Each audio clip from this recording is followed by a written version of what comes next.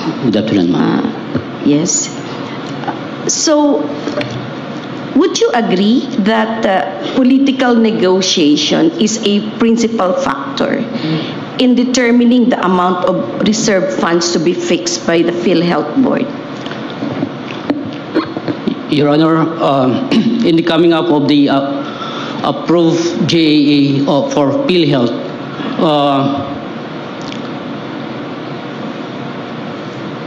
PhilHealth submitted the proposal, and based on the evaluation of DBM, it will be incorporated in the NEP, Yes. Your Honor. And during the time that it will be deliberated in the Congress, Your Honor, that's the time that on the part of, as mentioned by GCC, Your Honor, political negotiations come in. It is either retained based on the NEP or it will be increased, Your Honor, depending on the appreciation of the Congress as well, Your Honor. All right. So does it mean that you still negotiate the transmittal of the appropriations fixed by law under Section 37? Your Honor, we have Section 37, Your Honor, but of course, in the final JA, Your Honor, it is negotiation, Your Honor, PhilHealth, Department of Health, and the Congress, Your Honor, on you have to negotiate it, notwithstanding the clear command of Section 37 that the appropriations shall come from these funds, from these sources. You have to negotiate. Your Honor, negotiation in the sense that, of course, the Congress asking PhilHealth on its utilization of the previous and the implementation of the program as well, Your Honor. And it is our on the side of PhilHealth, Your Honor, we depend the proposal of the corporation, Your Honor, of course, and that it will be retained based on the NEP or it will be increased, Your Honor. So, the percentages are negotiated, even though they are fixed by law, like 50% from PCSO. Your Honor, 80% from syntax. Do you still negotiate or it should be automatic? Your Honor, depending on the amount that will be computed by Department of Finance, Your Honor, on the percentages. You know, the amount is a mere arithmetical computation. We go by the percentages fixed by law. Yes, Your Honor. So despite the percentages fixed by law, you know, the actual amount, it's just a computation. So does it mean that Congress is not following the percentages prescribed by law? Your Honor, in the past years, Your Honor, based on the NEP, it is carried, Your Honor, in the General Appropriations Act. You know, my question is very clear. Yes, po. I'm talking about the percentages fixed by law under Section 37. My impression from your statement is that despite the percentages already fixed by law, the Congress, you still need to negotiate with Congress for the actual percentages that may be included in the GAA for the subsidy of PhilHealth. Is that the reality on the ground? Yes, Your Honor. We tried to defend the proposal of the corporation, All Your right. Honor. Yes, well taken. So now I proceed from where we left off last Tuesday. I would like to finish with COA's basis for disclaimer of opinion issued in 2022. Attorney Cuevas, can you help us again? Read into the records.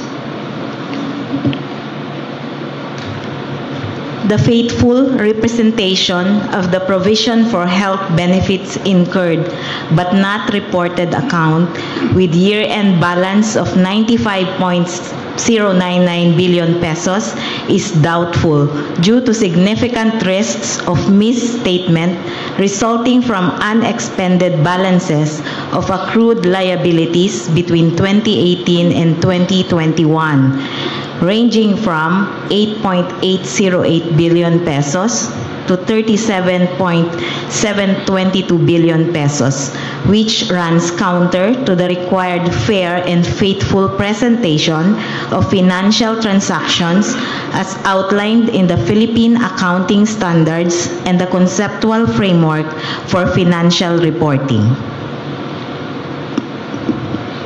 May I continue, Your Honor? Yes, please continue.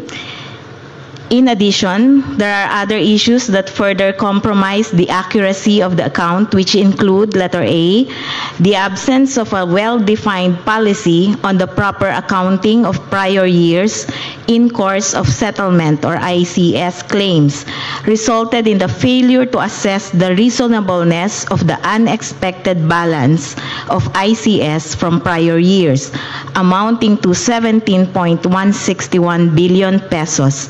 And letter B, presence of irregularities in the calendar year 2022 admissions, including 1, 6,798 claims amounting to 63.985 million pesos from 3,380 unique PhilHealth identification numbers or PINs, but different member names. 2, 710 claims amounting to 6.388 million pesos from 355 members with 2 different PINs. And 3, 1,583 claims amounting to 4.632 million pesos with irregular or incomplete entries/data due to the absence of system controls. These issues increase the risk of misstatement of the account, hence cannot be considered to have represented fairly the subject transactions as required under the Philippine Accounting Standards. The reliability of the financial liabilities account with a year-end balance of 3.349 billion pesos is doubtful due to the presence of 94,625 claims amounting to 1.450 billion pesos that were returned to healthcare institutions or HCIs beyond the 60-day turnaround time prescribed by the National Health Insurance Act. In addition, 664 claims amounting to 3.649 million pesos were found to have irregular entries or data which do not accurately represent the actual transactions required under the Philippine Accounting Standards. The absence of a well-defined policy and sufficient controls to regulate these transactions poses a significant risk of unreliable balances, unsettled liabilities, and decreased operational efficiency in the processing and payment of claims. Thank Your you. Honor. Thank you. Okay. Mr. Senior Vice President, according to you, during the last oral argument at a certain cut-off period, PhilHealth has settled all its obligations, hence is left with no unpaid obligations for that certain cut-off period. Is that correct? Your Honor, I cannot recall that saying that one, Your Honor. But my statement, Your Honor, if I may, Your Honor, in any certain given cutoff date, PhilHealth still have a payable to the hospital, meaning claims will be processed, but claims will also enter the PhilHealth system for processing, Your Honor. So those that enter the system of PhilHealth are the approved claims? Not yet, Yes, Your Honor. not yet. Because it will be submitted to PhilHealth, received by PhilHealth, and will be processed by PhilHealth, Your Honor. All right. Now, how reliable are the numbers, or were the numbers you reported in your financial report? Your Honor, when we talk about reliability, Your Honor, we are trying to come up with a fair Yes. presentation of the FS, Your Honor. Yes, but and we you're- received 15 million claims, if may I, Your Honor, 15 million claims per year, Your Honor. And of course, on the 15 million claims, Your Honor, makikita ho natin that there are some claims that has found out by COA that has some needs to be rectified, Your Honor. Yes, so you do not challenge the finding of COA that PhilHealth lacks sufficient controls to keep track of its transactions. Your Honor, we are... thus increasing the risk for unsettled liabilities. Your Honor, we are addressing the findings of COA, Your Honor, to put controls and change the process of recording, Your Honor. And Your Honor, we have this program right now, the FinMare program, Your Honor, that proper way of recording of our benefit claims, Your Honor, in our books of accounts, Your Honor. So this observation of COA is accurate. Your Honor, we confirm, Your Honor, that findings of the Commission on Audit, Your Honor. So because of this, the numbers indicated in your financial statements cannot be completely relied upon. Your Honor, the reliability, Your Honor, depending on the materiality of the findings, Your Honor. So again, as I mentioned, Your Honor, we have 15 million claims in a year, amounting to nearly 150 billion pesos, Your Honor. So it means that PhilHealth is not capable of processing all the claims that are filed with it in a given year. Your Honor, you're correct, Your Honor, because as I mentioned, Your Honor, claims come into the PhilHealth for processing and claims will be paid, but as of certain given times, say for instance, December 31, Your Honor, there are still claims unprocessed or unprocessed, Your Honor, given that PhilHealth has given Yes. 60 days to process a claim, Your Honor. You cannot cope up with 15 million claims Your Honor, yearly. Your Honor, if saying to zero out the claims as of a given date, Your Honor, it is impossible, Your Honor. Given again, in any given period, Your Honor, claims pumapasok sa sistema ng PhilHealth for But processing, Your all Honor. these claims are coming from people who are sick, who need urgent financial assistance to settle their hospital bills. These people, many of them are fighting for their lives in the hospitals. Perhaps all 15 million claims filed with your office. Your Yes. Honor, the claims is being filed by the health facilities, Your Honor. In other words, the hospital received the document from the patient, and the hospital or the health facilities be the one to submit the claims to PhilHealth, Your Honor. Again, I would like to mention, Your Honor, that PhilHealth has given 60 days to process the claims, Your Yes, Honor. and according also to the findings of COA, the 60-day runaround period has not been complied with. Your Honor, there are instances, Your Honor, that claims filed paid beyond 60 days, Your Honor. But, Your Honor, I would like to state, Your Honor, that majority of the claims, majority or I have the figures, Your Honor. Yes, we'll see I just about want to see that one. Now, let us go to your 2023 financial statement. Yes, po. You know, it's very important that we become aware of your financial standing, your status for these 3 years, 21, 22, 23, because it is from these years that the 89 billion was charged, was collected,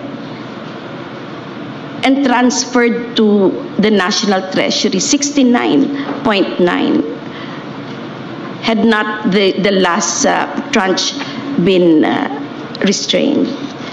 All right. So we flash on the screen the 2023 financial statement of PhilHealth.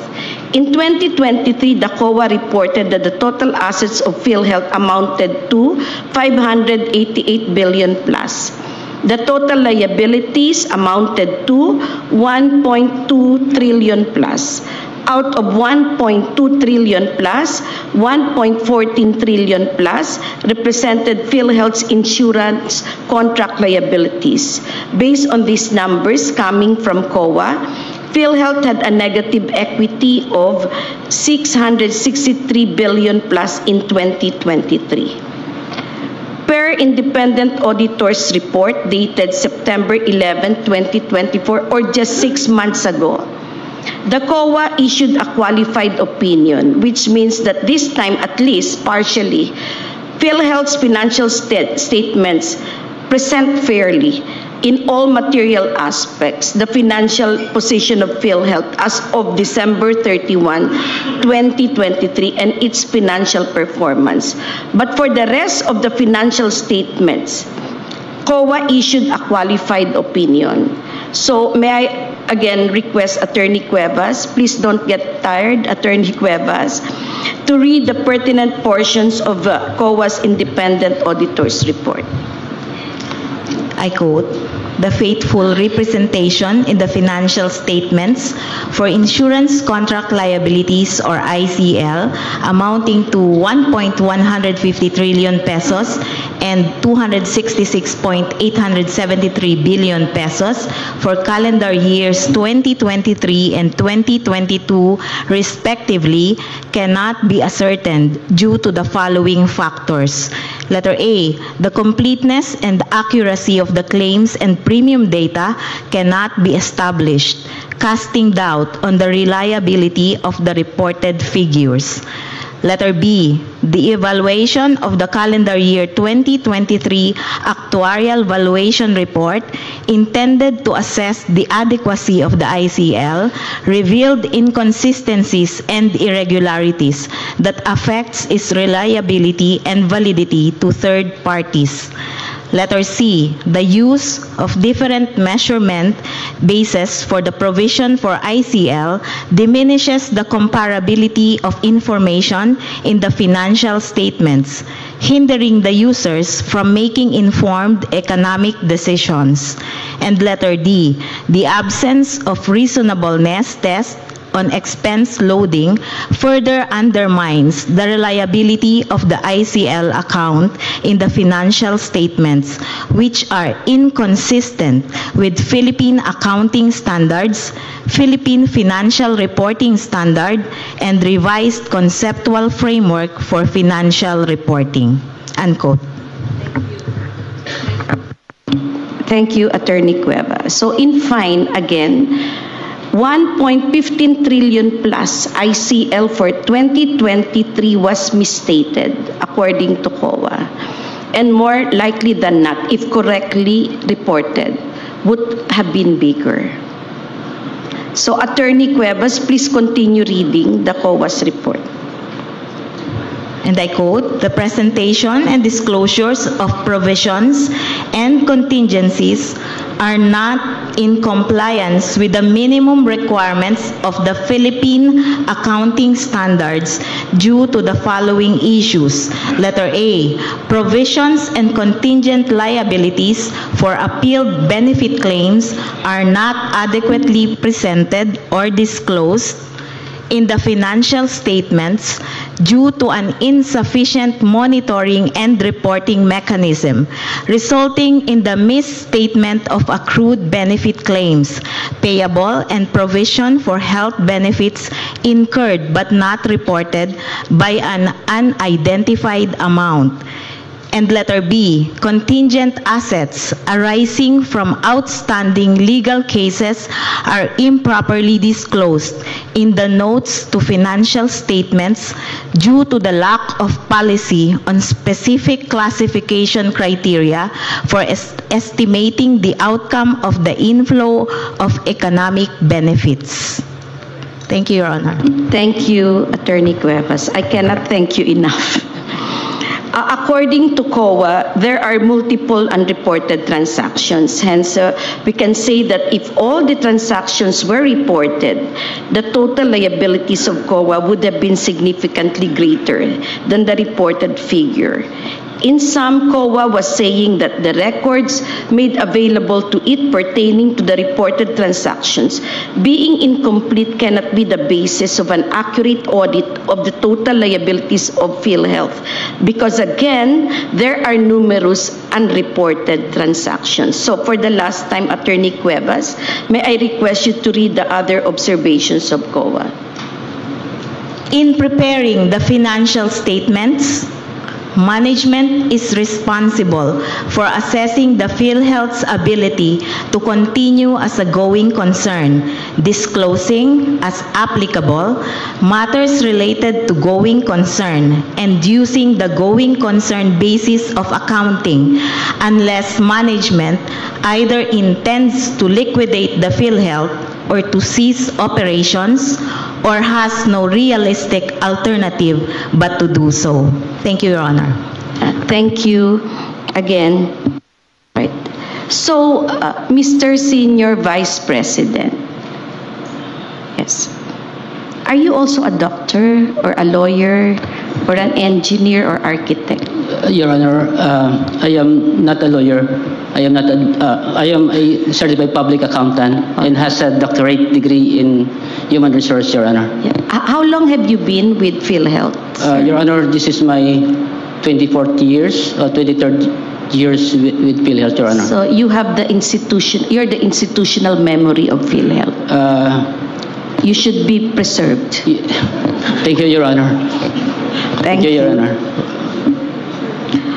So, my question is, based on these COA reports, do you think PhilHealth still has the ability to continue as a going concern without aid from the national government? Your Honor, PhilHealth is a government-owned and controlled corporation. And PhilHealth can continuously implement this program, can operate, Your Honor, even, as you mentioned, Your Honor, without a subsidy from the national government, Your Honor. Of course, the subsidy of the national government is very important, Your Honor, for the expansion of benefits, and of course the expansion of beneficiaries already given by Republic Act 11223, Your Honor. Are you telling the court that never has the national government rescued PhilHealth? Your Honor, when it comes to its inability, supposed inability to meet or pay all its liabilities, the government never came to the rescue of PhilHealth? Your Honor, hindi pa naman ho dumating sa... Hindi pa dumating sa puntong yon. Yes, ano Your pala Honor. ang narating natin? Your Honor, PhilHealth continuously implement its program, and our board, which kasama po the national government, we have the DBM, we have the Department of Finance, and other government agencies, Your Honor, looking into the operations of the corporation. Yes, so no need to negotiate with the national government on subsidy because you are self-sufficient. Your Honor, on the self-sufficiency, Your Honor, again, the National Health Insurance Program, Your Honor, will be expanded, and the universal health care will be attained once mayroon ho, of course, subsidy from the national government, Your Honor. So you will still depend. And up to now, you are depending. Yes, po, From Your the Honor. very start, you have been depending on the national government subsidy, right? Yes, Your Honor. All right. So without the national government subsidy, would you have collapsed?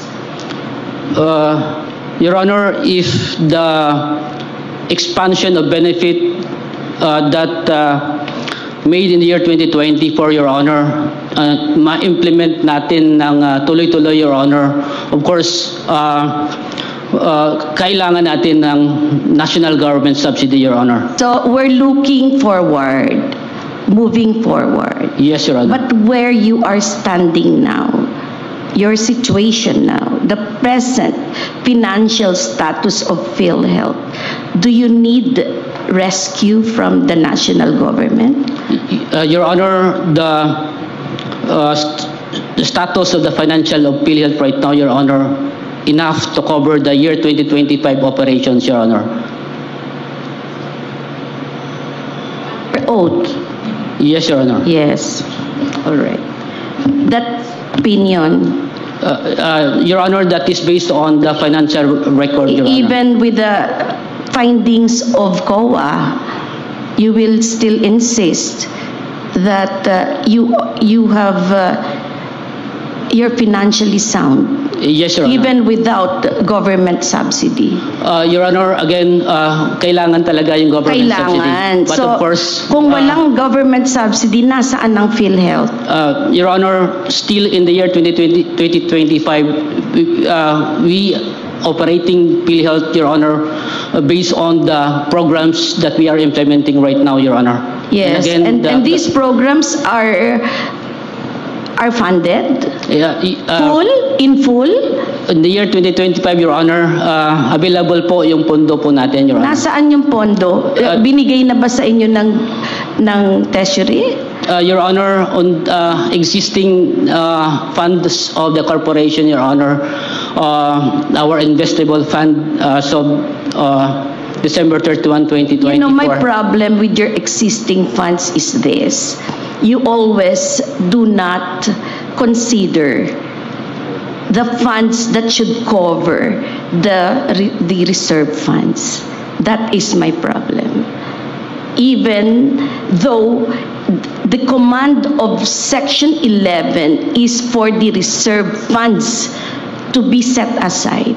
And when you set aside the reserve funds, it means it's real money. It's not just abstract. It's just not numbers. Because anytime the risk will become reality. That is my problem. Because you always do not recognize yet the funds that should cover the reserve funds. Your Honor, if may I, Your Honor, in every year, Your Honor, we have the corporate operating budget, Your Honor. And this corporate operating budget, Your Honor, mayroon siyang kaakibat na corporate revenue as well. Kumbaga, may pumapasok na revenue. In the year 2024, Your Honor, our corporate revenue enough or more than enough to cover the expenditures, Your Honor. Expenditures, how about the reserve funds? The formula under Section 11 is this, right? Total revenues less expenditures. And the balance, that is where you will get your reserve funds. Your Honor, And your reserve funds, the amount should depend on the actuarial valuation for 2 years. Correct? Your Honor, if may I, on the part of the accumulated revenue that we have, Your Honor, we set aside the reserve fund. Set aside na siya. Then, in the What did you operation, say again, please? na-set aside po natin from the accumulated revenue. So you are reversing the process prescribed by law? Not necessarily, Your Honor. That is what you were saying. Oh, reserve na agad siya. Hindi ba dapat accumulated revenues less expenditures? And then the total, the balance, that is where you get your reserve funds. And your reserve funds must correspond to the actuarial estimate. Your Honor, mayroon ho tayong revenue that, of course, projected for a year. In that revenue, Your Honor, yun po ang ginagamit po din natin in sourcing out the expenditures po of the year. Meaning, the operation of the corporation for, say for instance, year 2025, much more dependent din pati siya, Your Honor, on the revenue po natin expected to be received for that particular year, Your Honor. So, ganun po siya, recognizing the revenue and then of course the estimated expenditures po. And then the balance will go to the reserve funds. We'll go to the accumulated revenue, Your Honor, or the surplus that we have. All right. Yes po. Okay. May I proceed to the next question? Yes po, Your Honor. So, did the transfer of 69.9 billion to the National Treasury make PhilHealth an economically viable guarantor of the people's access to quality and affordable health care and protection against financial risk? Your Honor, the amount transferred to... Can you just please go direct to the point? Yes or no? Sorry, Your Honor. Again, Your Honor, 60 billion pa lang po na transfer po natin. Pa lang? Opo. Konti lang, no? 60 billion po. All Not right, 89 60 po. billion, Opo. not 69? Yes po. O, ilan ba gusto nating i-transfer? It is estimated, Your Honor. All right, so 89. what is your short answer to my short question? Your Honor, sorry, Your Honor. PhilHealth's nag-operate si PhilHealth po, Your Honor, in the year 2024. Did it help PhilHealth's financial condition? Did it upgrade your financial level when you transferred 60 billion to the National Treasury? Your Honor, despite the transfer, Your Honor, PhilHealth's investable fund from 498 in December 2023 and versus December 2024, Your Honor, of 492 billion. So what is your answer? No? Or Your yes? Honor, Yes or no? Your Honor, very sorry, Your Honor. Your Honor, PhilHealth operates the program, Your Honor, expanding the benefit payment. All right. Tumaas pa So siya. I will go to my next question. Yes po. Did the transfer of this amount to the National Treasury reduce the deficit of PhilHealth in the amount of 663 billion plus in 2023?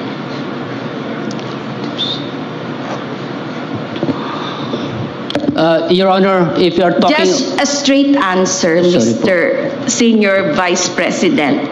I'm sorry, Your Honor. Yes. Apology po. Of course, Your Honor, the 60 billion that we transferred reduces... Yes or no? Yes or no?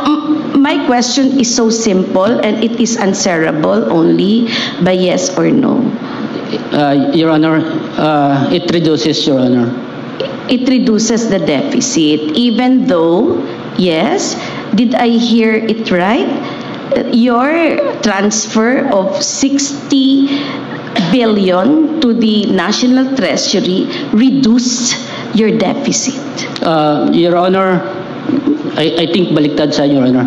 Because it reduces our accumulated revenue. And of course, kung sa total members' equity, Your Honor, tumaas pa siya, Your Honor. You know, Mr. Senior Vice President, I really appreciate you. Thank you very much. Your excuse. Thank you, Your Honor. Chief Justice, thank you very much. Thank you, Justice Xavier. May we call on Justice Antonio Co.